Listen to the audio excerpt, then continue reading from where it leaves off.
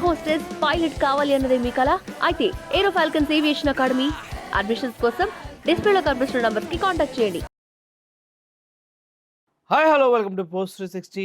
నేను మీ మురళీ రాపల్లి. చేసుకున్న వాడికి చేసుకున్నంత అంటూ ఉంటారు. వయసు పెరిగినప్పుడు బుద్ధి పెరగాలి, జ్ఞానం పెరగాలి అని ప్రతి వీడియోలో నేను చెప్తూనే ఉంటాను. కానీ అధికారం ఉంది, పార్టీ వెనకుంది అని మదమెక్కి బలుపెక్కి తప్పులు చేస్తే దానికి పర్యావస్థానం ఏముంటుందంటే ఈరోజు మన కళ్ళారా చూస్తూ ఉన్నాం. ఈయన పేరు నారాయణ. టీడీపీ పార్టీలో మంచి పేరున్న వ్యక్తి, లోకల్గా వార్డ్ మెంబర్గా అలా ఇలా పనిచేసిన వ్యక్తి. చంద్రబాబు నాయుడు గారంటే అమితమైన అభిమానం. ఇలా ఊరికి పెద్ద వయస్సుడిగా ఉన్న ఈ వ్యక్తి హుందాగా బిహేవ్ చేస్తే చాలా బాగుండేది. కానీ ఇతను చేసిన ఒక దరిద్రమైన పని, 8వ తరగతి చదివే ఒక బాలిక పైన అత్యాచారం చేయటం. ఆ అమ్మాయికి తెలియకుండా అప్పటికి 2 సార్లో 3 సార్లో అమ్మాయి పైన అత్యాచారం చేశాడని చెబుతూ ఉన్నారు.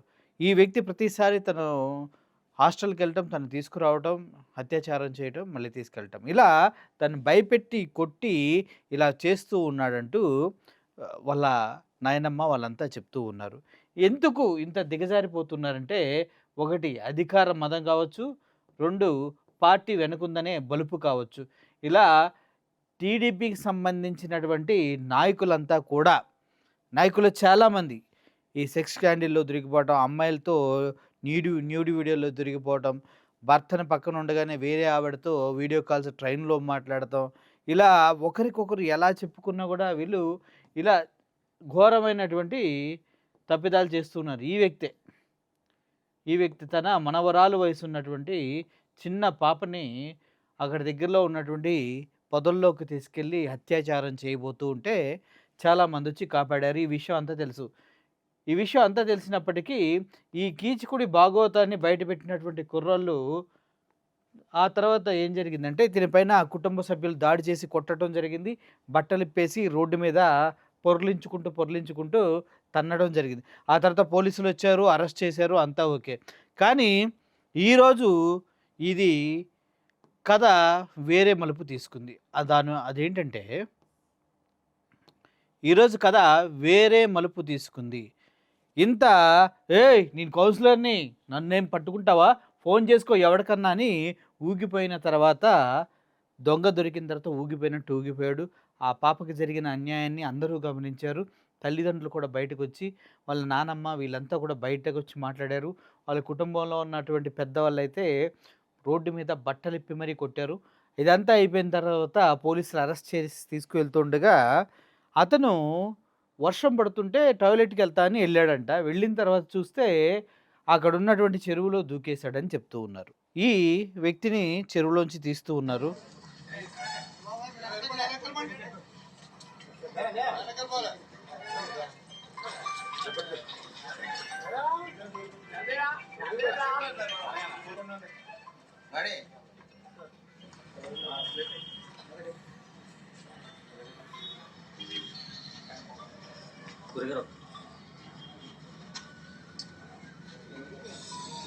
సో కొంచెం డిస్టర్బింగ్ విజువల్సే, కాదంటలేదు.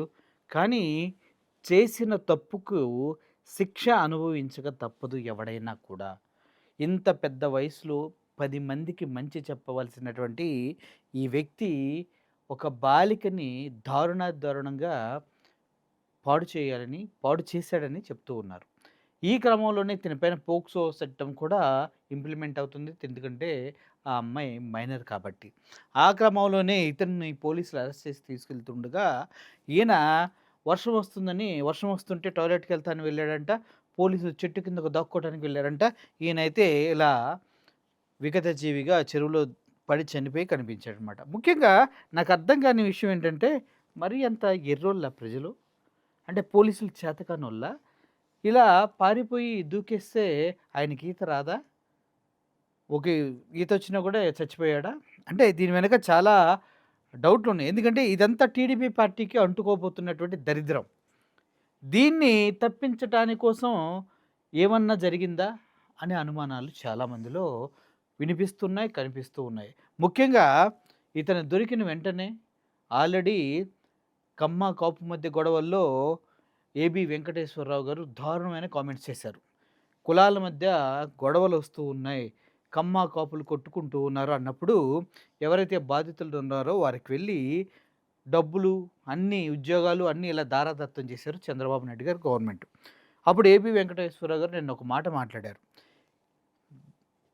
సంవత్సరానికి 900 మంది చనిపోతూ ఉంటారు ఇలా ఈ గొడవల్లో. పార్టీ గొడవల్లో కానీ, మత గొడవల్లో కానీ, కుల గొడవల్లో కానీ వాళ్ళందరికీ డబ్బులు ఇస్తావా? ఎవడబ్బా మొగుడు సొమ్మని ఇస్తున్నావు నువ్వు? నీకెవడిచ్చాడు హక్కు ప్రజల సొమ్మును పంచడానికంటూ ఏబీ వెంకటేశ్వరరావు స్ట్రైట్‌గా నారా చంద్రబాబు నాయుడు గారిని, ముఖ్యమంత్రిని ప్రశ్నించాడు. చాలా ఘాటుగా ప్రశ్నించారు. ఆ క్లిప్ కావాలంటే మీకు ప్లే చేస్తా, ఒకసారి చూడండి. అటువంటి క్రమంలో రోజు రోజుకి టీడీపీ ప్రతిష్ట దిగజారిపోతూ పరిపాలనలో దక్షత లేదు. అభివృద్ధి పైన వీళ్ళకి కనీసం అవగాహన లేదు. ఆస్తులన్నీ ప్రైవేటు కంపెనీలకి దారాదత్తం చేస్తూ ఉన్నారు. పనికి మాలిన లూలు మాల్ లాంటి వాటికి కోటాను కోట్ల వేల కోట్ల రూపాయల భూములు ఇచ్చేస్తున్నారు.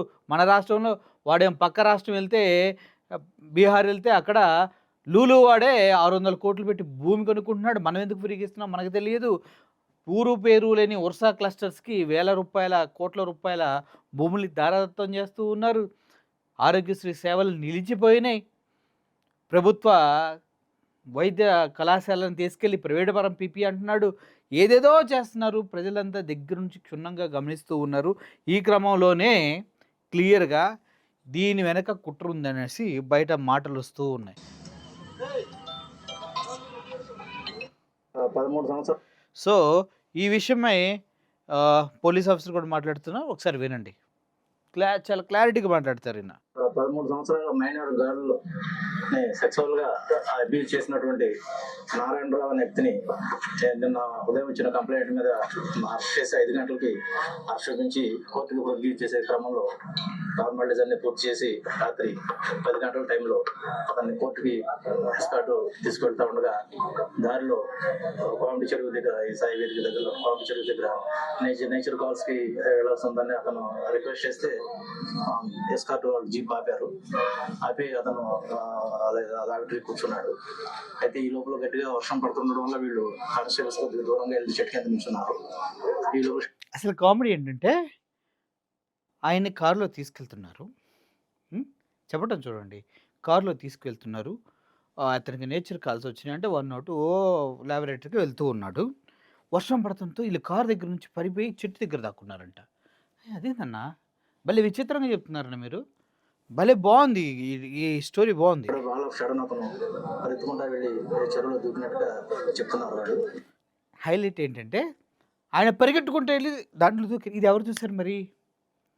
ఇది ఎవరు చూసారో? ఆయన పరిగెత్తుకుంటూ వెళ్ళి చెరువులో దూకటం. వర్షం పడుతుంది, చెరువులో దూకాడు. పోలీసులు చుట్టుపక్కలే ఉన్నారు కదా. వెళ్ళి దూకిన వ్యక్తిని రక్షించడం ఎంతసేపు సార్? వీళ్ళు కూడా ఇమీడియట్ గా చెరువులో దూకి రెస్క్యూ చేయడానికి ప్రయత్నం చేశారు. కానీ చెరువు బాగా లోతుగా ఉండడం, పెద్దగా ఉండడం వల్ల అతను ట్రేస్ కాలేదు. రాత్రి మేము కూడా వచ్చి ఈ ఫైర్ వాళ్ళు కూడా పిలిపించి వెతికిచ్చాం, కానీ దొరకలేదు. ఇప్పుడు గజెత్తగాళ్ళు పిలిపించి చెరువు అంతా జల్లెడ పెడితే బాడీ ట్రేస్ అయింది. అతను చేసిన దానికి పశ్చాత్తాపంతో అతను సిగ్గుపడి ఆత్మహత్య ప్రయత్నం చేసి ఉండొచ్చు, లేదా యాక్సిడెంటల్ గా పడిపోయి ఉండొచ్చు అని భావిస్తున్నాం. మళ్ళీ ఇక్కడ డిప్లొమాటిక్ స్టేట్మెంటు. ఆయన చేసిన తప్పుకి పశ్చాత్తాపం పడి అలా చేసి ఉండొచ్చు, లేదంటే కాలు జారి పడిపోయి ఉండొచ్చు. ఇక్కడ మీరు గమనించినట్లయితే కారులో వెళ్తున్నారు, నేచర్ కాల్ వస్తే ఆపారు, వర్షం పడితే చెట్టు కిందకు పరిగెట్టారు. ఆయన అటు లాబరేటరీకి వెళ్ళాడు. అక్కడి నుంచి ఆయన పరిగెట్టుకుంటా వెళ్ళి దూకేశాడు. ఇప్పుడు మళ్ళీ లాస్ట్లో స్టేట్మెంట్ ఏంటి? వెతికాము దొరకలేదు, ఓకే అక్కడ వరకు అయిపోయింది. లాస్ట్లో స్టేట్మెంట్ ఏంటి? ఆయన పశ్చాత్తాపంతో ఆత్మహత్య ప్రయత్నం చేసి ఉండొచ్చు, లేదంటే కాలు జారి పడిపోయి ఉండొచ్చు. మరి పరిగెట్టారని ఎలా చెప్తారు సార్ మీరు? ఎలా చెప్తారు?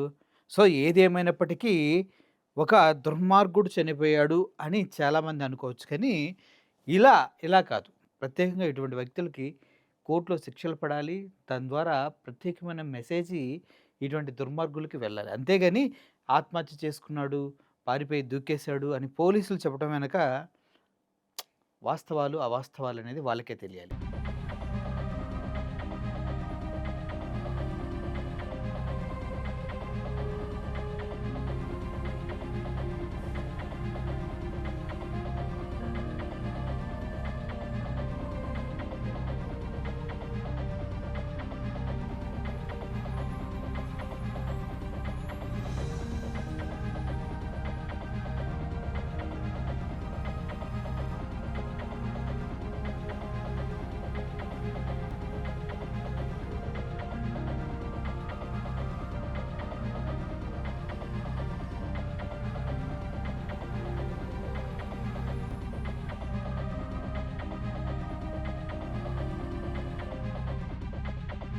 Thank you for watching this video.